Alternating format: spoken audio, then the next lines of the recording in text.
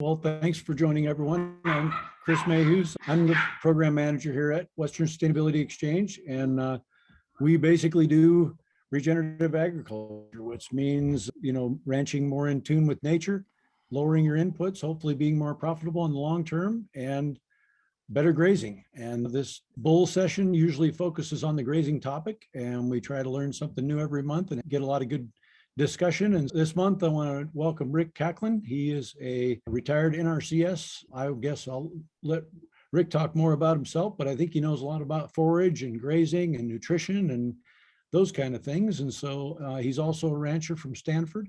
So welcome, Rick, and thank you for joining us. And I'll turn it over to you. Thank you. Thank you, Chris and Holly. Briefly, I worked a little over 30 years for NRCS around the state and worked a lot with the nutrition balance analyzer and helping people do monitoring and apply what they were observing in their grazing plans. So that's kind of the long and short of that. I guess I was supposed to prove why I'm qualified to speak. That's what I got. Hopefully that's enough. So I think if I share screen, you guys will be able to see this next little deal here. If we're not having fun, we need to be doing something different. So I did a little survey. Actually, I didn't. Somebody sent me this. I don't know if you guys were part of it or not. I dislike doing these. Unmute yourselves, all of you. I need to be able to hear what the response is to. That was supposed to be an attempt at humor. We're laughing. Good. So in fairness to the participants, I have to tell you that Chris got a hold of me a couple of months ago. It was like the beginning of August. And so I was thinking I was going to talk to you about how to adjust grazing plans and make things work because it was August. And I realized last week that it wasn't August anymore and grazing plans are kind of the past, I guess, for the year at this point. And so what we're going to do is we're going to review a few things that we could have done perhaps differently, or at least refresh our minds on some things that we know or we used to know about what happens with forage quality in the summer, and especially in a dry summer like we've had. And some of the different issues that came up, especially by the time we got to August, that I was hearing about from across the state. So we're going to start out with a little review, and then in the last couple of slides, we'll talk about what's next. Forage quality, of course, drops whenever it turns brown, whether it's been a normal year and it's turning brown in late July or whenever it turns brown where you live, or this year when it hardly turned green, seemed like. And the main things that decrease dramatically when forage turns brown is crude protein, phosphorus, and vitamin A. Those three things really do turn south on us, and especially in a year like this. I still do a little bit of nutrition balance analyzer, and here late in August, early September, grazing proteins on native rangeland in central Montana were around 7%, so pretty low. And phosphorus probably needed to be supplemented most places if you were starting to see bone chewing or post chewing or anything like that. It's a whole different discussion to talk about how much to spend doing that. I'm not sure how much we should spend doing that because I'm not sure it always relates to an economic inefficiency in cow performance just because they're a little bit short, but in phosphorus. Vitamin A is something that drops when the green goes away as well. And that is something in the next few months through winter that everybody's going to have to pay attention to because the cows store about 4 months worth of vitamin A and they get that vitamin A through the grass. And so if we've been eating brown grass for 3 or 4 months and the hay will help, as long as the hay was cut right, it'll give us our vitamin A back.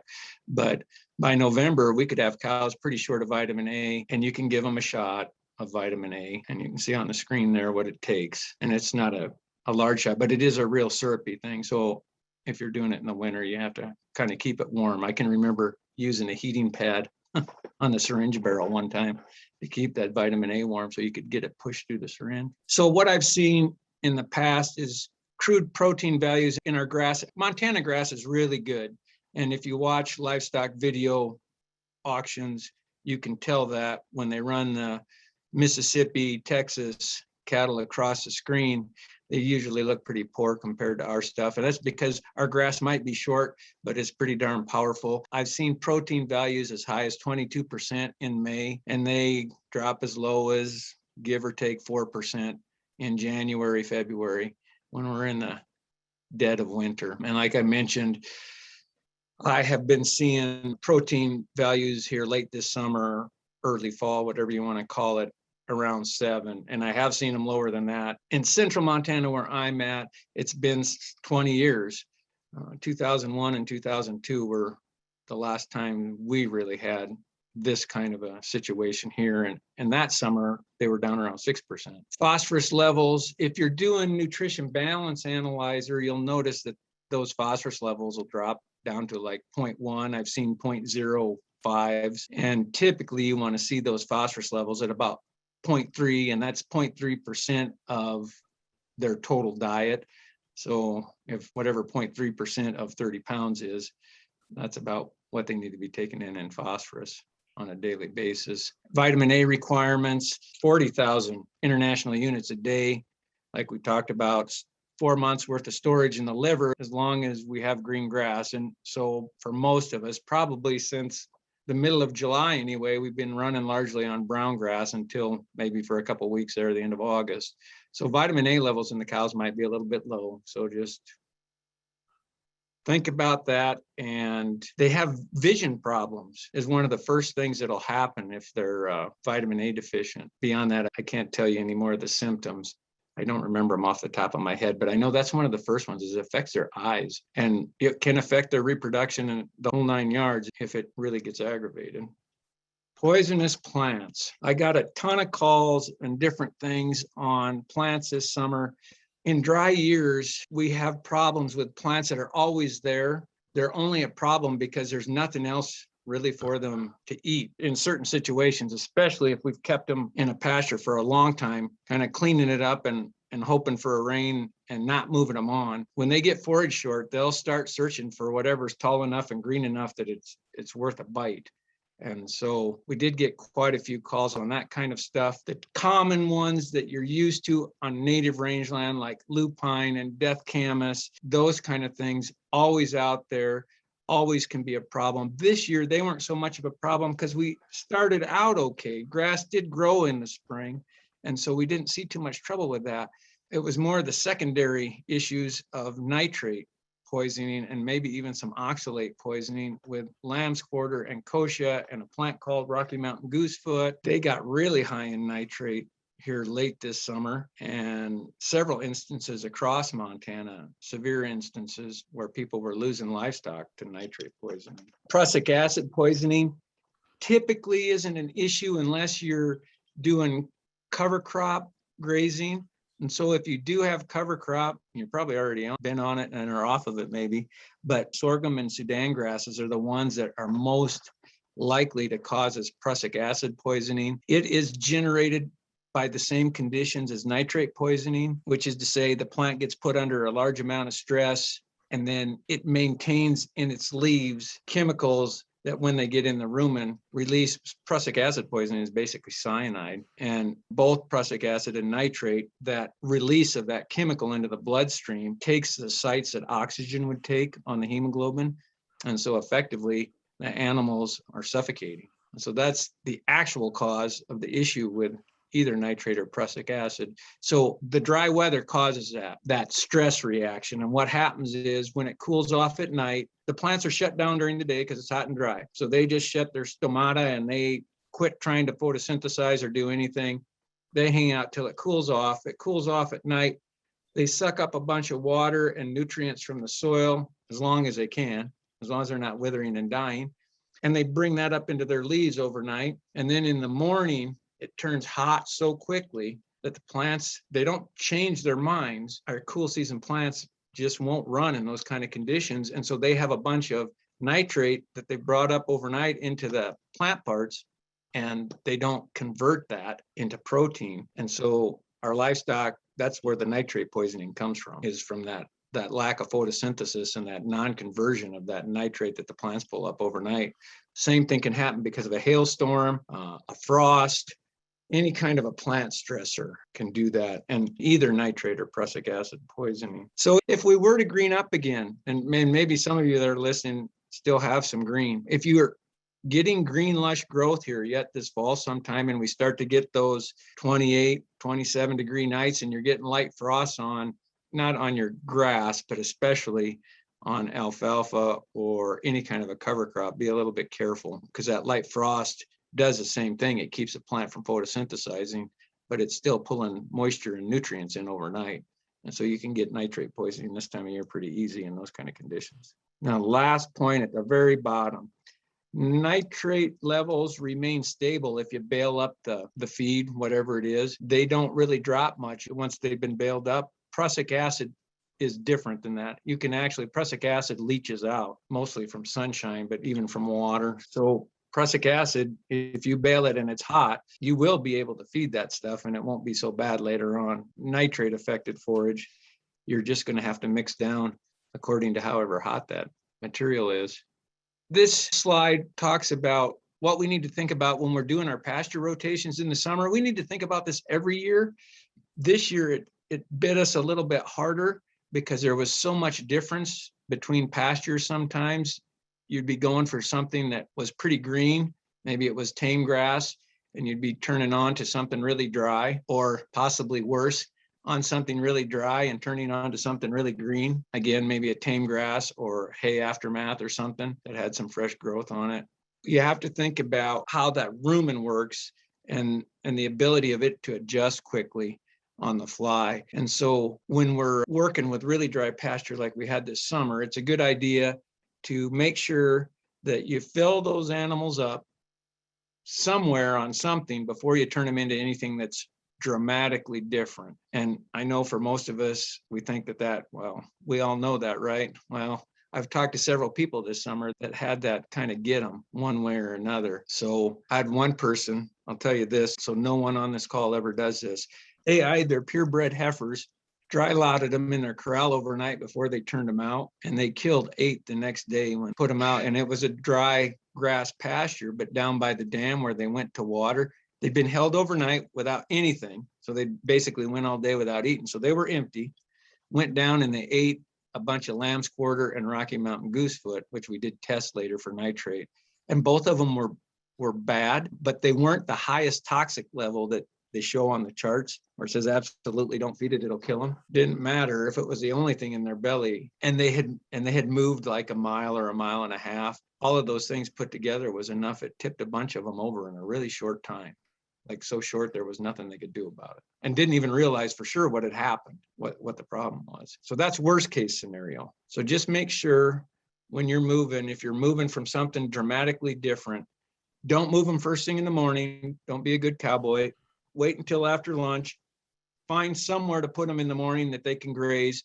That'll give them some kind of a fill and an intermediate step before you turn them on to something totally different. Going to brown isn't so much a big deal, but going from brown to green is a big deal. Like I mentioned at the very beginning of the slide, we really need to think about that every year. And if you've heard me talk about grazing rotations anywhere in the past, if you're on really long rotations because you have large pastures or whatever, 30, 45, 60-day moves, the forage quality changes enough in that pasture while the animals are in it.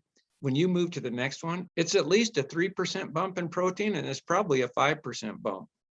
And if you had them in your corral and you were feeding them, you definitely wouldn't do that in one day. But that's kind of what we do to them a couple different times during the summer when we move them. And so I think that's just something we need to consider. I think we can squeeze a little bit better animal performance.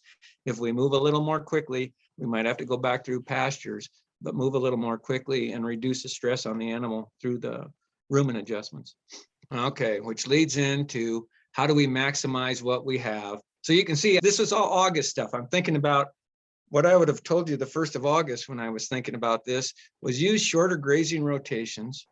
But at the same time, in order for those to really be effective in maximizing the forage you have, you need to shrink the size of the pasture, whether you do that through herding or temporary fence.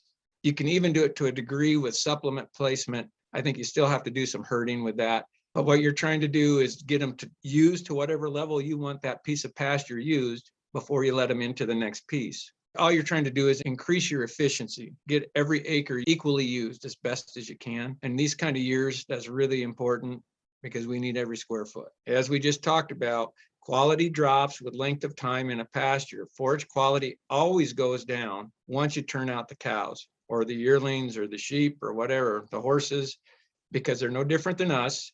If you follow me to a salad bar, you're not going to get any strawberries, and that's how it is. You'll have all the cauliflower that you want.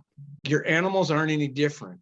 And I think once people start doing nutrition balance analyzer, they begin to have a better appreciation that their animals aren't just out there like lawnmowers. They really are selecting. Even when we apply some pressure and shrink the size of their pasture down, they're not just out there willy-nilly just grabbing whatever's next to them. It's a thoughtful process.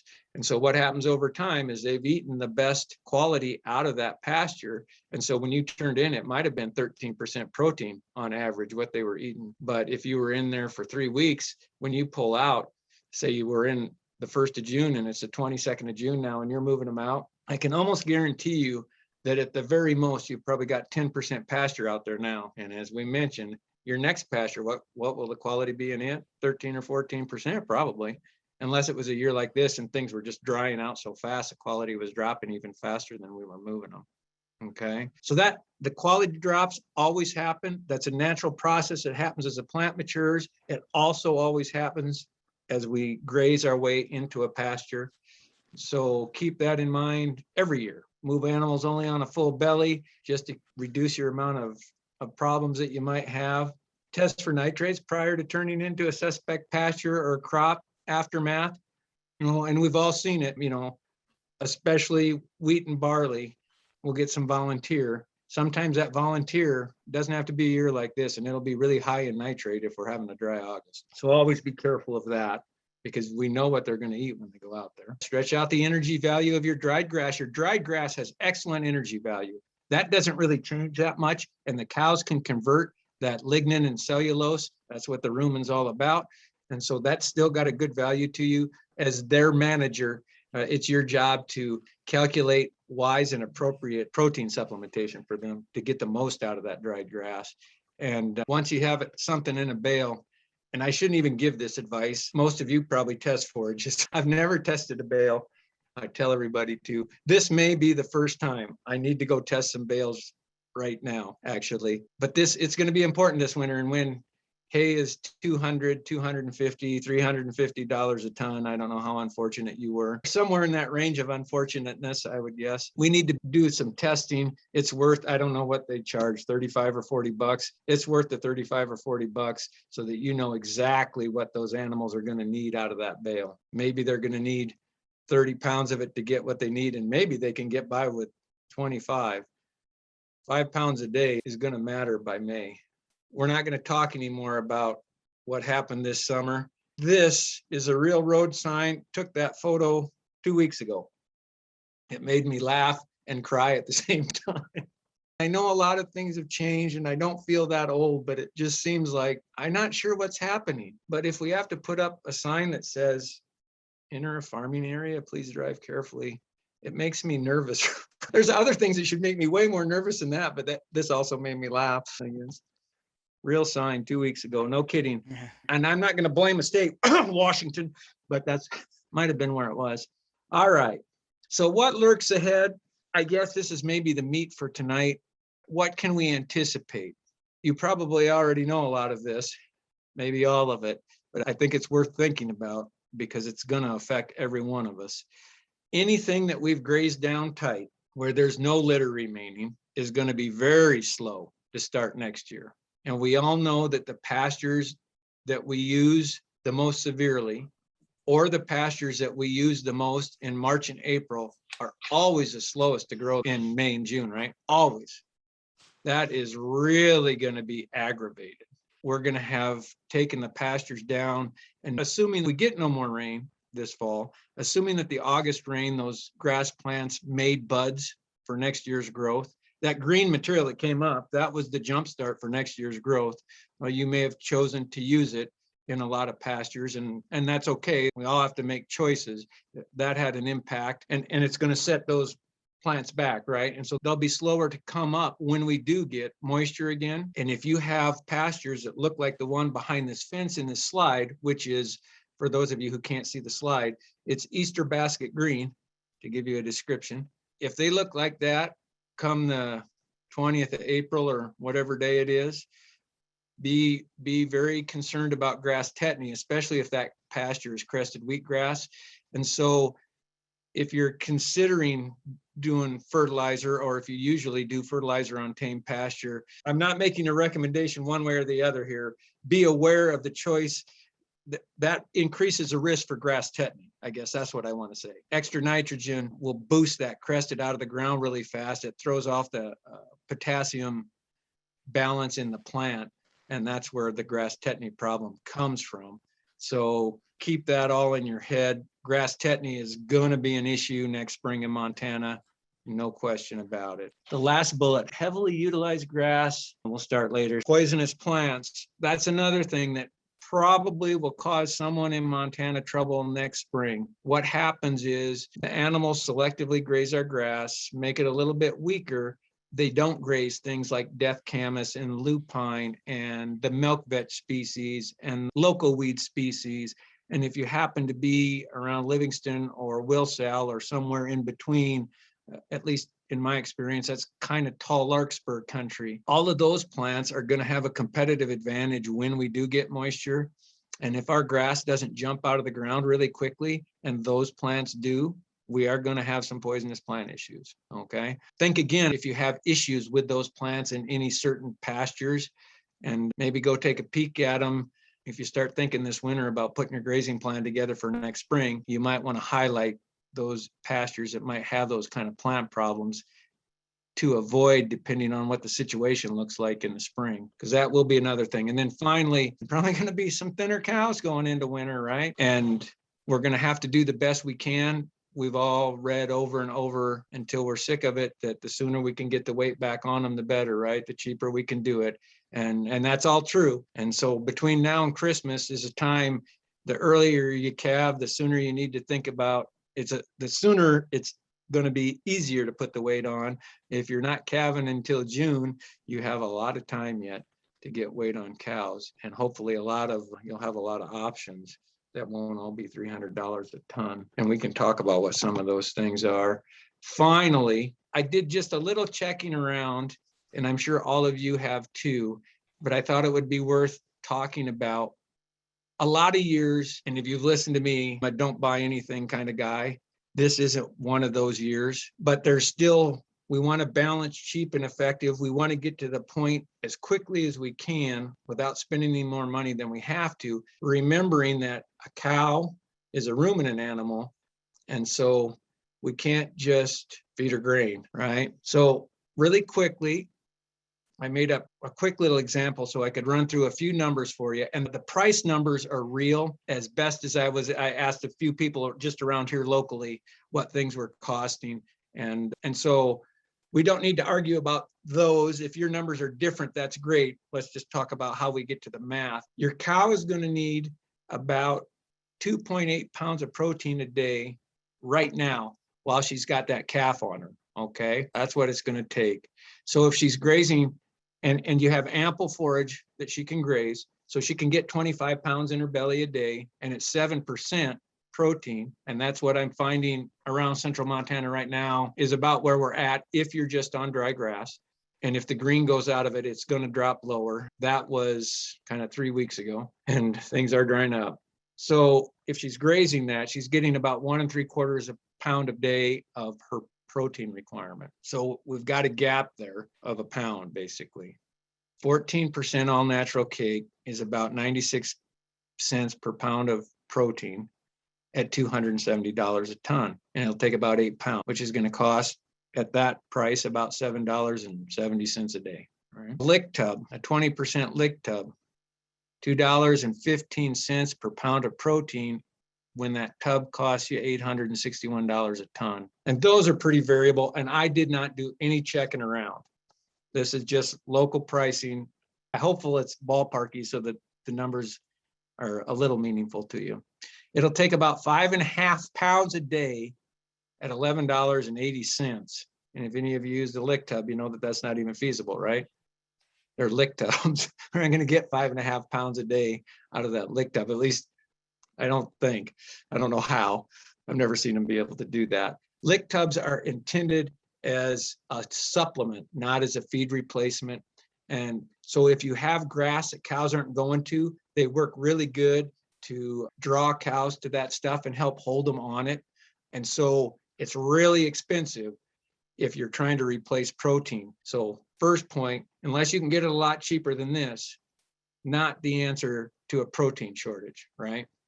I think probably most everybody kind of got that. If your grass alfalfa hay is 14% protein, and a lot of times if it was put up right in Montana, I think you'll find that it is at least 12 anyway. That puts it in basically the same ballpark as cake. If your hay is a little less protein than that, this is one of those years, and I don't know why. Usually it seems like cake is more expensive than at least what we're able to get it around here right now. And so if your hay's $250 a ton and it's 14% protein, that basically makes it about the same difference as cake. The difference being is the hay is a forage and the cake isn't. And so you're really limited. The research would indicate 1% of body weight is about all cake that you should feed to a cow. So that limits you to what, 10 or 12 pounds or whatever, depending on what your cows weigh a day, right? And so you're going to have to fill in the gap with something if you don't have grass. You're not going to be able to do it. All I'm saying is you can't do it with just cake. You're going to have some hay on hand, which I think only makes sense. But cake actually around here is a pretty reasonable choice based on other considerations. Can you get to the animals with a pickup and feed them the cake, or a pickup and feed them a bale? How often do you want to feed them? When you feed them, are you going to have to draw them away from the area that you want them grazing? Especially, I can feed them where they're at if I feed them cake, but if I feed them a bale, they're going to have to walk a mile for it. That maybe isn't the supplement you want to choose right now, especially since they're fairly equal in price. Can you spread out whatever you're going to feed enough that everybody gets some, the amount that they should? And then another note, make sure there isn't an opportunity out there, especially an aftermath opportunity. We have to be creative. Maybe if we string some electric fence, maybe we can make an opportunity be available. But to find some kind of a feed source that's maybe cheaper than any of those that are on the screen, right? I don't do a lot of feed balancing. I have no intent to try and do that here tonight. I just wanted to give you some examples so you could kind of see, those are some of the choices. I didn't look, a lot of people sometimes will lean on corn. Corn isn't real high protein a lot of times, but sometimes it's 12%. And corn isn't cheap anymore. I didn't check on corn. And I don't know about if you can get distiller's grain in or not and what it would cost. Anyway, those are the items I brought for discussion. That fella right there, he's not finished, but I am. And I thank you very much. I would entertain a comment or a question. You guys have been so quiet. And that's what it looked outside on about August 30th. It was that green here. It doesn't look like that anymore. It's paper bag brown now. Anyway, thank you, you guys. Appreciate the time. Rick, one thing we've been talking about doing is trying to supplement quite a bit of straw. Do you have some guidelines on how much you can get by with on that on a winter feeding situation? That's a good question. I can find you a guideline. I don't know if it deserves sampling. It's typically going to be around 3% protein. It's mostly filler, right? So I don't know that you can get them to, I don't know if you can get them to eat 10 pounds. If you have really good hay and a processor and you mix it, I think you could probably get 10 pounds in them. And I think you'd need to check, you'd need to run your pencil and make sure that you were giving them, an adequate nutrients. I buy the least amount I can, and I don't have straw available, and I absolutely will never own a processor. I don't start a tractor to feed cows. So that's how cheap I am. So I don't have a lot of experience there. So what's your wintering program going to be? Also a good question. It's going to be the same as always, and I'm going to see what happens.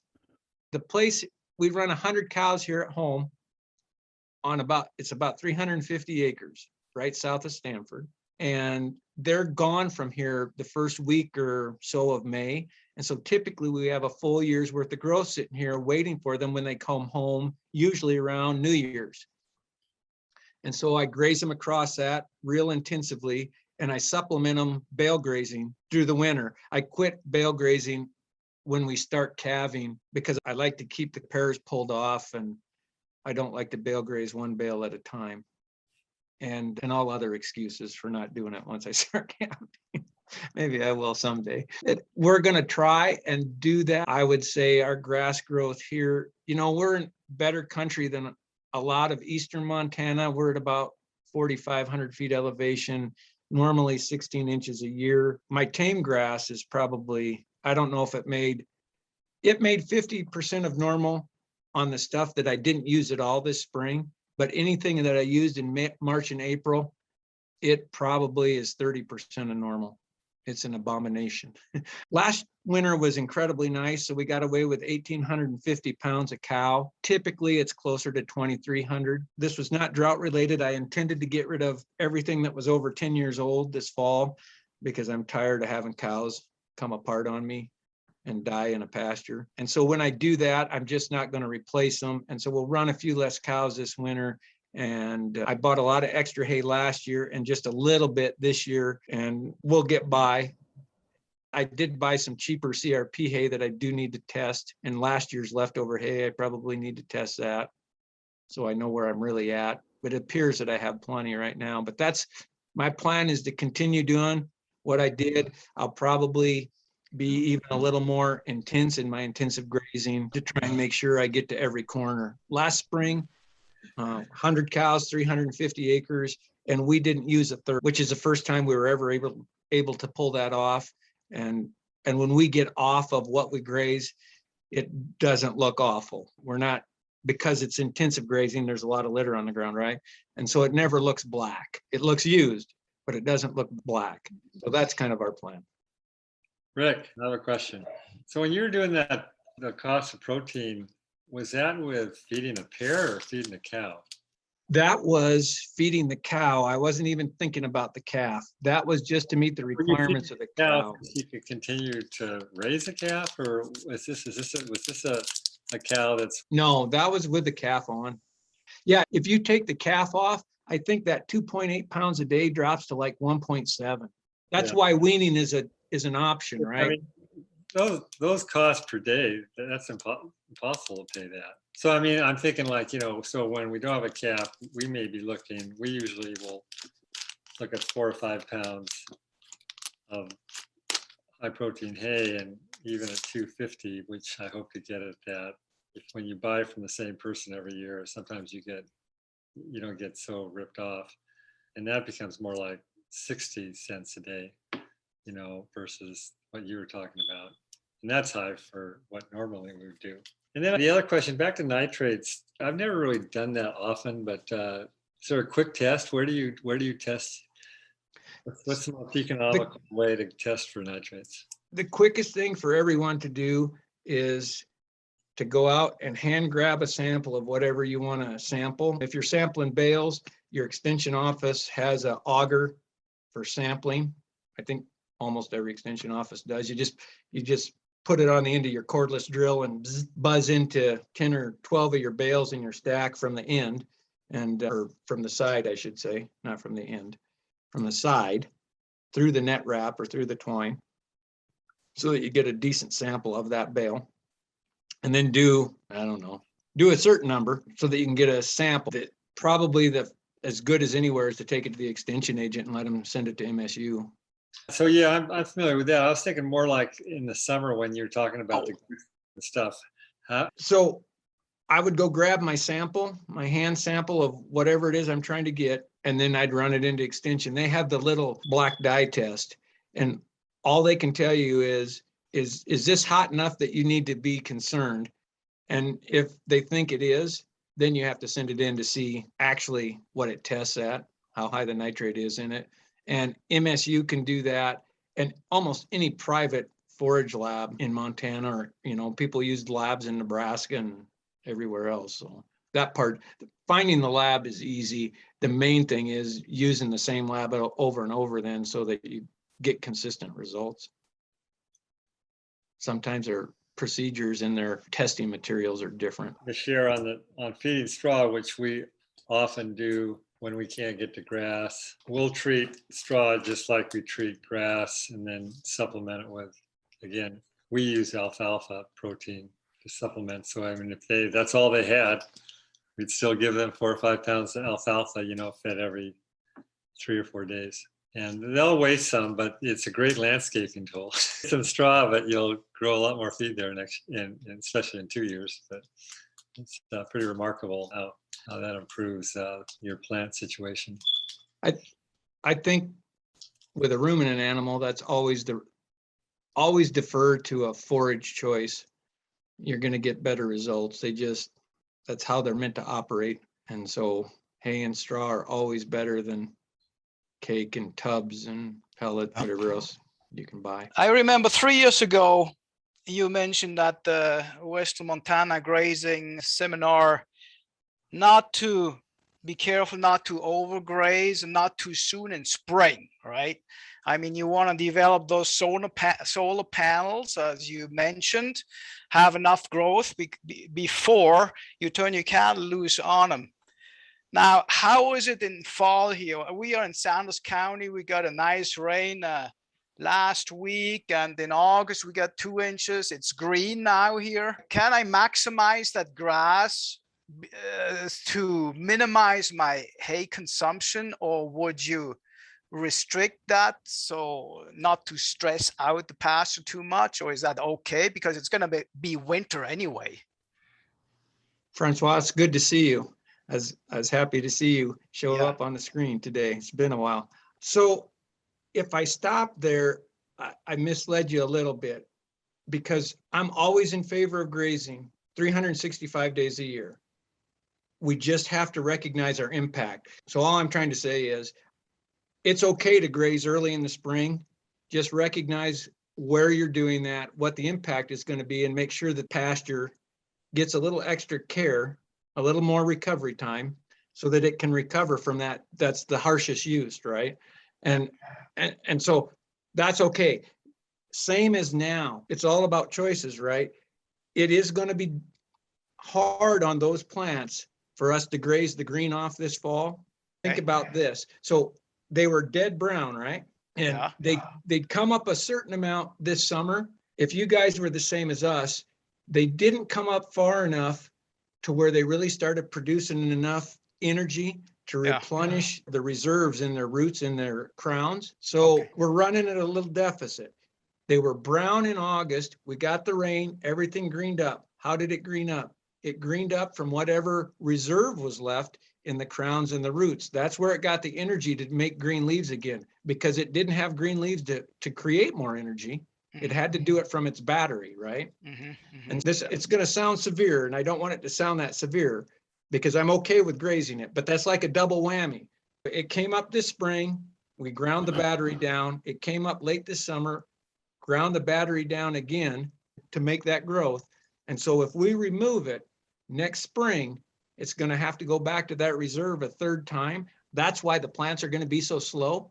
And so I'm in favor of using what you need to use, calculate everything out, use every acre as efficiently as you can, and try and save some of that so you have a fast start somewhere on the place next spring.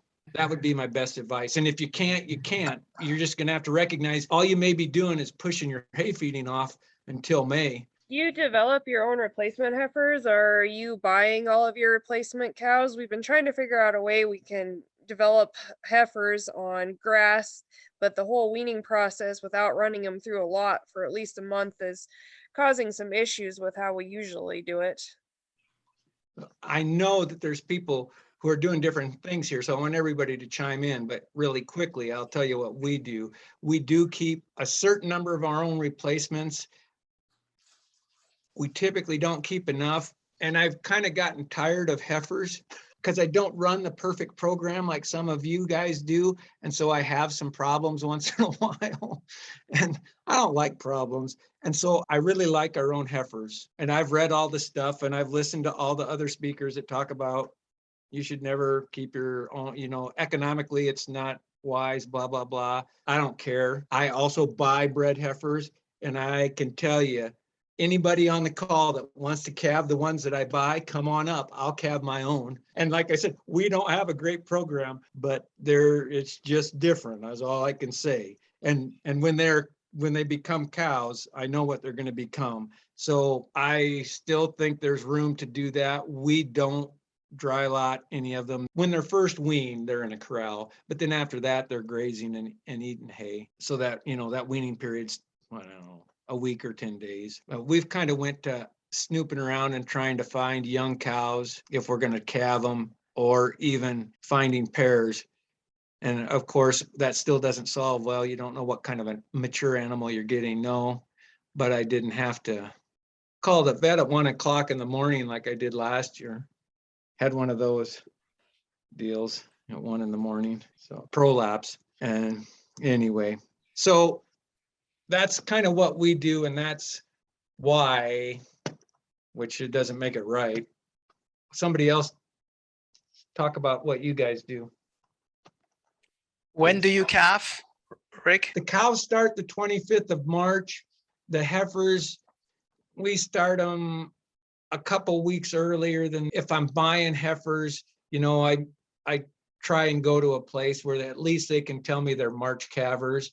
And so, some of those might be the last week of February even. What's your thought about May, June calving? We have some people on that can tell you exactly what they think about it now that they've switched. I penciled it for myself over and over and over. I'm a small enough producer that I have plenty of barn space. The 25th of March gets me out of a lot of the worst of it. I won't say probably. I'm still thinking that April 5th is a better day. That's not going to happen this year. But it didn't pencil for me because we're small enough that we just don't really lose any calves. We rarely have sickness here. And if you're having calf loss, it's an easy thing to pencil. If you're not, it's more of a convenience thing. And again, I don't have that many, so it's not that big a deal. I only have 100 to do, and they don't all calve on March 25th, right? So there's no doubt that it's way easier to calve later. I worry about the other end. I don't have a place to put them if I want to keep them until February to get them to a certain weight. And so if I calve June 1st and I need a certain amount of money out of them, I don't know if I can get it and still sell them off of the cow theoretically in the same year, even if it's Christmas.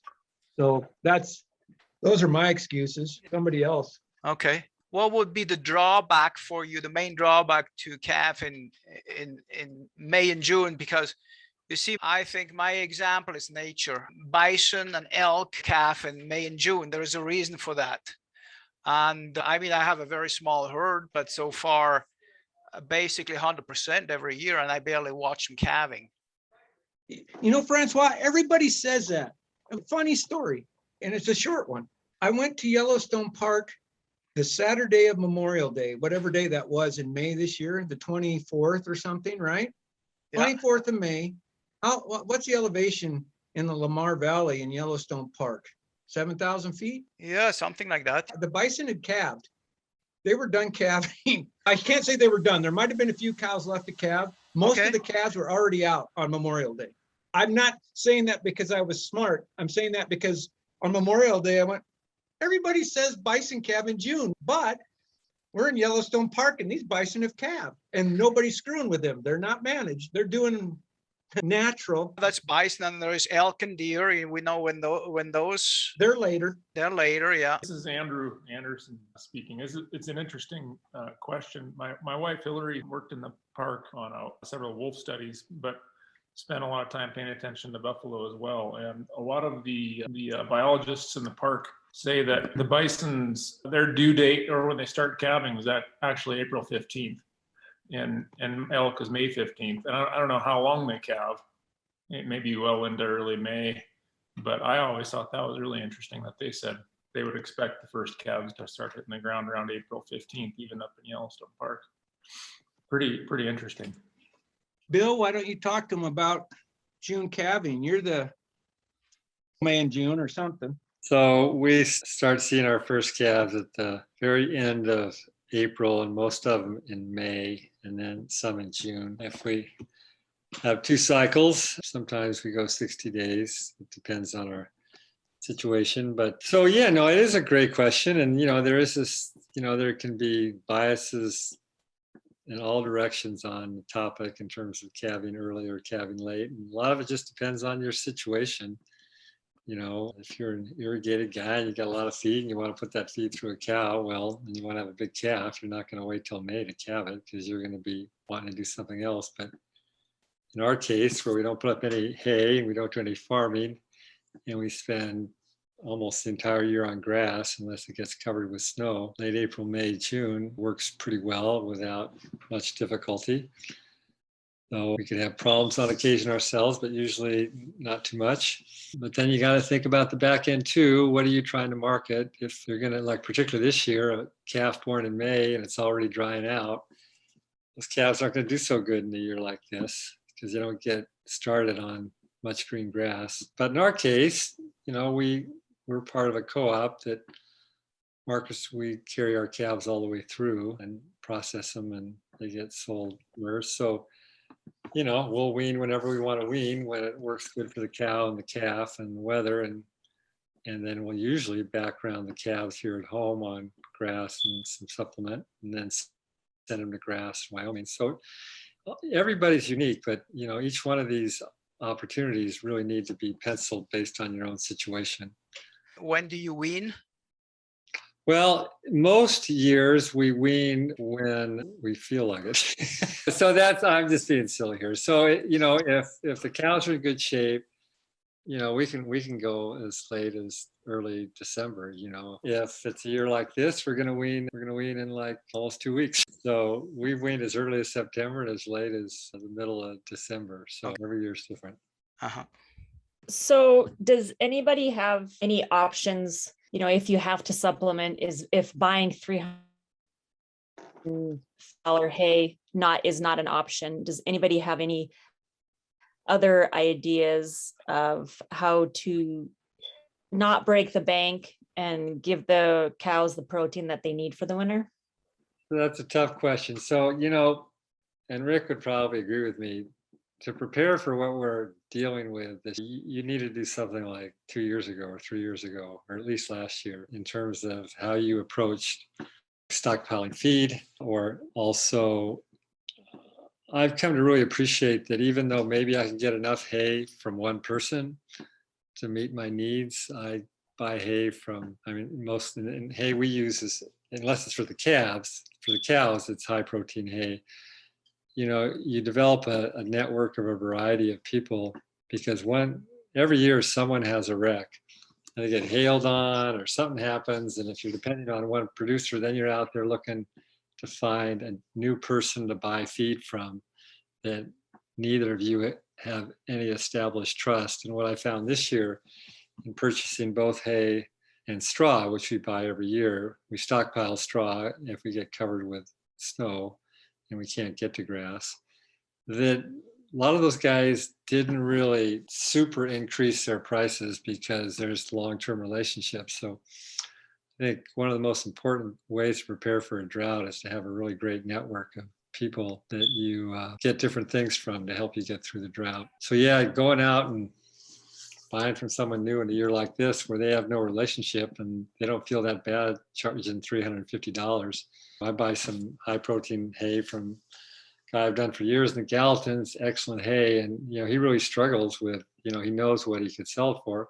I know the guys we buy straw from, and this year we'll probably get straw in between for, $95 to $100 a ton, which is about $25 higher than normal. The guys are coming to them and say, geez, I'll buy it in the stack for 125. What in the hell are you doing this for? This is stupid. You're an idiot. And the guy says, yeah, well, I don't know if you'll be around next year when I'm wanting to sell the straw again. So the question's a tough one. It's a terrible, terrible year to buy if you have to buy much feed. That's why a lot of people are, probably liquidating more cattle than they normally would because they just can't afford it. It's tough. But again, if you're going to be in this thing for the long term, this is a good year to think about things like stockpiling and networks and looking at a variety of different supplements and calving times and all those kind of things are all really important things to think about. I think that's huge advice. This is the best time. And I'm not a great plan and advancer, but this is the best time for people to be doing drought plans because you're sitting there right now and you know what every issue is. And this isn't an unusual situation. It's just an unfortunate one. I mean, we have them pretty regularly, right? And so one of the best things we can do is which doesn't help us today, is make sure that it doesn't happen to us again. And we know we'll have the same drought.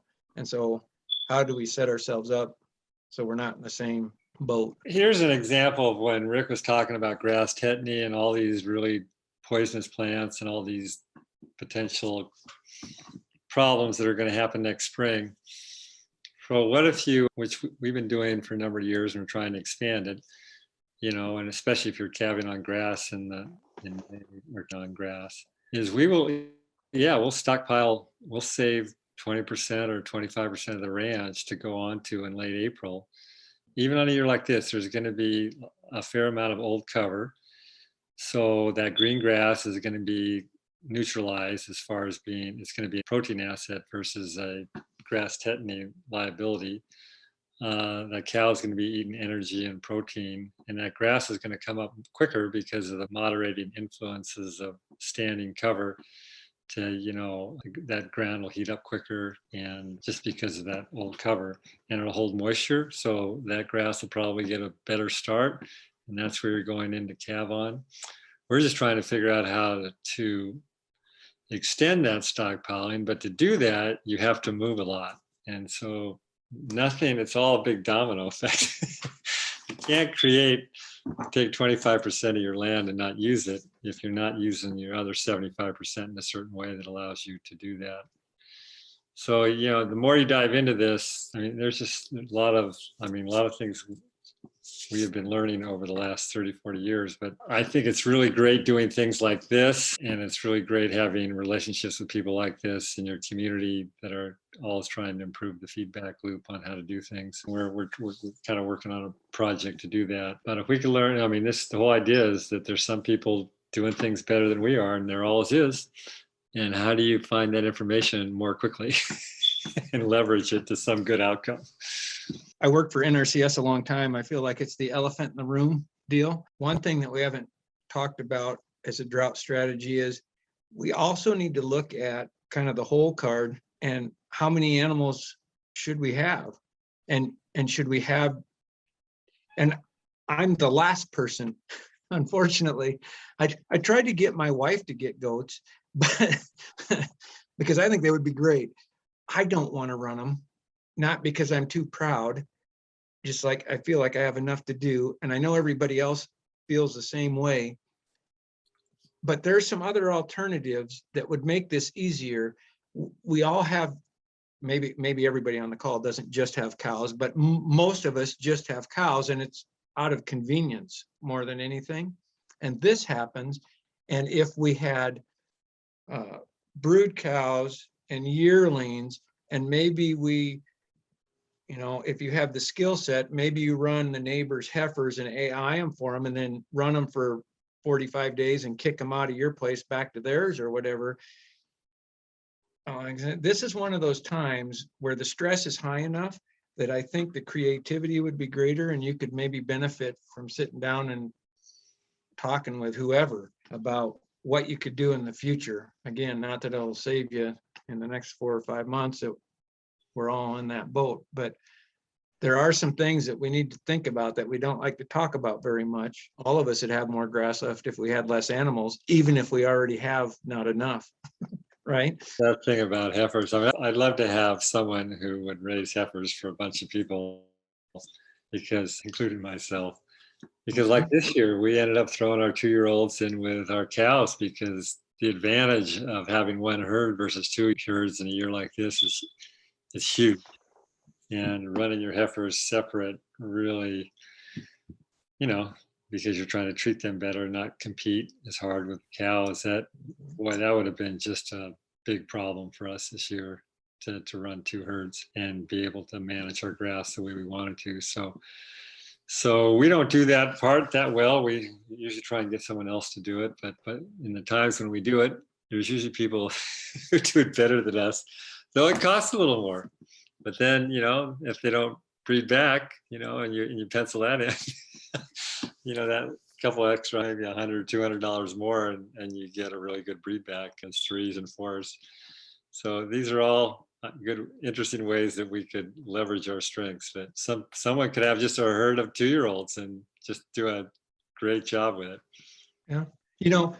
There's a lot of ranches in central and eastern Montana that have way more crested wheatgrass than they really have the ability to use. And I know around here, and we've talked about it for quite a few years, if you have that situation, I mean, it's a perfect setup to run, whether it's heifer pairs or somebody's yearling heifers, and whether it's their bulls or whatever. If you can set up a deal where you can have isolated separate pastures and run them for a couple months on your crested wheat and give them back and get your crested wheat used when otherwise it wouldn't, or whatever, or maybe you have to pull your cow numbers back a little bit to allow it to all occur. But most of our crested wheat, not all of it, but most of it is not efficiently utilized in Montana. We could do way, way better than we do. We've got only 1 year of experience, so not very much, but Rick, can you speak to, or anybody else for that matter, the benefits of urea or biuret as a protein supplement? Okay, Andrew, the last couple of months, you really needed to be in on the bull session. they just, and I don't know, Holly, if there's notes or not that you could send Andrew. I know you sent me some. I saw some emails and there was some great dialogue back and forth there, which was awesome. Okay, yeah. Very good. Well, so I don't need to address it. So it's obviously a cheaper source. There are some issues, we think, with reproduction if we're using it, at a time of year when we're trying to get cows bred or whatever. But other than that, it's a viable option. It just has to be applied appropriately, because again, we're cutting a corner there, in my opinion. We're trying to get by with something that a ruminant animal really isn't made for. And so if we're not careful, we can, you can kill them with it too and cause reproductive problems. But worse than reproductive problems, you can just flat kill them. So there are some cautions there, but it's certainly very viable. We have used that product too. Again, we tend to are biased toward just using alfalfa just because we like what we can do with it on the ground. But it's like when I was talking about networks, we actually we actually contract with Rick to help us answer some questions. We pay him some money actually beyond what he shares in something like this, which is all great advice. But when it comes to nutrition, it's a pretty big deal. And there's a lot of different, well, let's just say there's a lot of different points of view about how to do this. But my wife's kind of argued with me for years, but I think she's come around that it doesn't hurt to pay a trusted, well-respected consultant to help you think through some of these versus just try and figure it out yourself through, a lot of conversations. I'm not looking for any more to do, but I want to make a quick plug for whoever you might use. If you ever consider using someone, the unique advantage that I had as an NRCS employee was I got to work with all of you. And I had my own little deal going, but I got to work with hundreds of other producers, hundreds, some of whom I worked with really closely month after month for years, and got to see all the different ways people do things differently for whatever the reasons might be. And I grew up on a farm in Illinois. We had cows, totally different place. And the only way I could be happy was I had to have my own thing, because I just couldn't, I had to pound my own fence posts. That's the easiest way to say it. But I couldn't have done that. And we've been doing it now for over 20 years. And I couldn't have done that had it not been for everybody else that I learned from, which are either you or people like you. And that's what a good consultant will bring, is all of these other experiences that you're not able to get because you're too busy trying to make a living. And even if you don't ever choose to apply any of the ideas that person might give you. You took the time to consider them, and that's actually the valuable part. So what's your crystal ball looking like for weather patterns this next year? We've been debating, I think we can sneak through this year and be okay. But if we end up with this again next year, we're gonna have to sell cows. So when do you do that? If you aren't already aware of it, and many of you probably are, there's a really, it's not crystal ball-y enough to answer your question, but it is a really good weather forecast because it will teach you a lot about the weather and how they predict it. And that is on the Northwest Farm Credit Services website. It's accessible to everyone. Google Northwest Farm Credit Services. Bill, tell me when I say something wrong.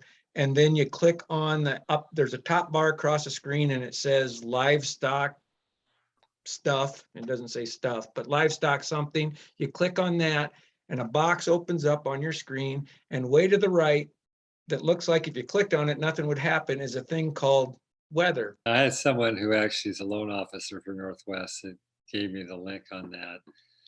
And Eric Snodgrass is a guy, and the guy is freaking awesome. Even when the weather forecast sucks for you, the way he talks about it around the world and how all these highs and lows and ocean temperatures, and I mean, it's quite an education. And the guy is super passionate about weather. Yeah, the one this Monday, I mean, he's just been predicting these high pressure systems and why these high pressure systems continue to persist. And they are predicting. Yes, they keep predicting that it's supposed to be, but they said that last year too. But anyway, it's supposed to be a cooler, wetter winter, but they were hoping that it would start kicking, some of that wet would happen in September, and they said it was 50-50. Well, now we know that it was the wrong 50, it'd be a dry September. So hopefully October might improve, but I will ditto what Rick said. It's a remarkable weather report, and it comes out every Monday, and it's about 15 minutes long. Based on what Eric Snodgrass has said and what you can see on the long range, it looks like to me the best we can hope for is normal through December if we're lucky. And then there's a chance it's El Nino. And so in the springtime, El Nino, at least 60% of the time, I think, treats Montana pretty well. But I'm afraid we might have to wait until we get, maybe we'll have to have a couple bad snowstorms or something. It does not sound very good for this fall. I don't know, Bill, what you thought, but the things I've seen. Oh, on Monday he was, he's kind of hanging it out there, so it's not like, gives us some hope. He does, but those green lines are still to the west of us. Yeah, no, that's a great question. I mean, back in 2000, early 2000, we had 2 or 3 years of this, but it's interesting. I don't know what you guys, we're probably at around 7 inches. That's about as low as it's been for us in 40 years. Yeah, if you get back to back, I don't want to say we're screwed, but we're not in very good shape. And then, so I was listening to a friend, a lot of these guys that got burnt out down at Colstrip, a guy burns 95% of his ranch, he had to make a tough, he could have fed his cows in a feedlot, he could have done this or that. His situation, he felt it's better to sell his cows and put the money in the bank and let that grass grow for a year. Long-time rancher, I'm sure he's got everything, he's got his land paid off and all that kind of stuff. So depends on your situation, but yeah, this is going to be difficult. And I think everybody should be sharing the best ideas they can, but having other partners that you might send your cattle to, you might be looking at places you might pasture your cattle somewhere else. Some people are in a better position than others. Back to networks. And so I'll repeat a couple of things on the slide. We need to be as efficient as we can. We actually, like I said, maybe all of you guys test your forages. I never have. I'm going to, because the cows don't have to come through the winter being body condition score 7. They can come through at a 5, right? And so that's all we should feed them for. And we need to test our forage, feed appropriately, do everything we can to save every ounce of grass that's on their place. And if it doesn't rain, at least you'll be able to go as far as that buys you. It buys you a little bit of time. And you can sit there and pencil on it now, and you probably can figure pretty close to how long you can go if everything is not looking well. I don't know how much any of you follows Gabe Brown. I was just in a Zoom meeting with him a couple days ago, and he says that it's not just how much it rains, it's how much water you keep in your ground. Okay, the range, that's one thing. There's not much we can do too much about that, but the hay fields and so on, there's maybe some work to be done. I mean, it's amazing. I mean, he showed pictures, and he doesn't irrigate anything, and he works a lot with cover crops and so on. And he showed a picture here, and I thought, oh, he's showing his briefcase here, black briefcase in the grass. It was not a briefcase, it was the butt of a cow in that grass. The grass is twice as high as the cow. I don't know how he's doing that. It's apparently, well, it's not grass, it's cover crops, and pretty dense. And he says it's a lot about how you can keep the water in your ground, and that you have a well covered ground, that your soil is not exposed. Because if you look at your grass from the top after you make hay, there's a lot of bare ground, and the sun beats on that and burns the organic matter and destroys the topsoil. And if you have enough cover, then the temperature is much lower, and it will actually keep the water more in the ground. That's what he says, and somehow he proves it. What do you think about that? How is that applicable for ranches here in Montana? I mean, I think that those things are true. If we keep better ground cover, we're going to hold more moisture.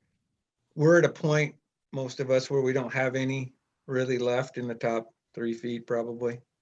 And so the only things that come from the sky now are going to help that. And they'll only help it if we keep the ground covered.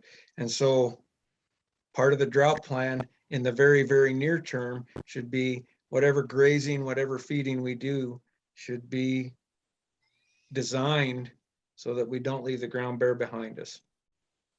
That might be a tall task in some places. We'll do it the best we can on as many acres as we can, and when it comes, we'll capture it. That's the other benefit of, if you can create a pasture situation where you really have long recovery and you can stockpile stuff. Like when I talked about going into 3 months of feed in the end of April, and something that's rested well over a year or longer, you immediately create cover because you just have all that old feed. And so you're not going to eat it all. You're just going to, and it's one of the most wonderful ways to create cover is actually have long recovery periods. Yeah. And then so when you go into a place, you actually have feed that you can knock down. And if you can just create the right rotation and run enough animals to make enough money, it's a piece of cake. yeah. Well, it boils down to what Rick said before that. I think most of us maximize too much the stock density. Most of us have too much livestock on the surface we have. Don't you think so? I think that's only true personally because of the way we run it.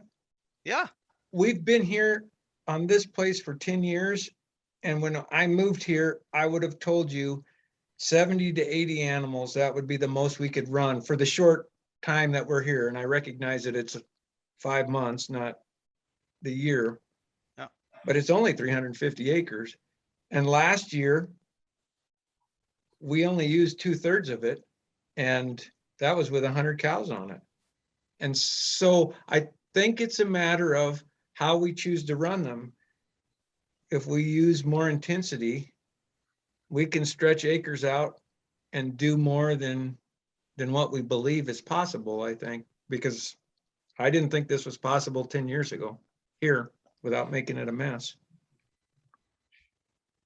Well, if you have to follow the advice of Gabe Brown, where you rotate your pasture so fast, you give them daily rations, and that basically They eat a third, trample down a third for ground cover. And yeah, so this just requires less livestock. I mean, leaving a third, that's a lot. Mhm. Even leaving half, some say even leaving half. And on years like that, where we should leave a lot, we actually take all of it. Their best intentions, we all have them. And then this happens, and we're going to probably have to make some hard choices that we're not necessarily going to like. And then we're going to have to figure out how to deal with them. It's easier to do if you're not having to make decisions for the bank.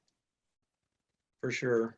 And that's a wild card that makes it a lot harder to play, for sure. I appreciate everybody for coming on, and Rick for doing your little presentation. It was awesome. So we've kind of ran over our hour and a half, but I'm sure this is going to be an interesting year. We'll all have to get back together and see how the winter turned out. So thank you guys for coming on.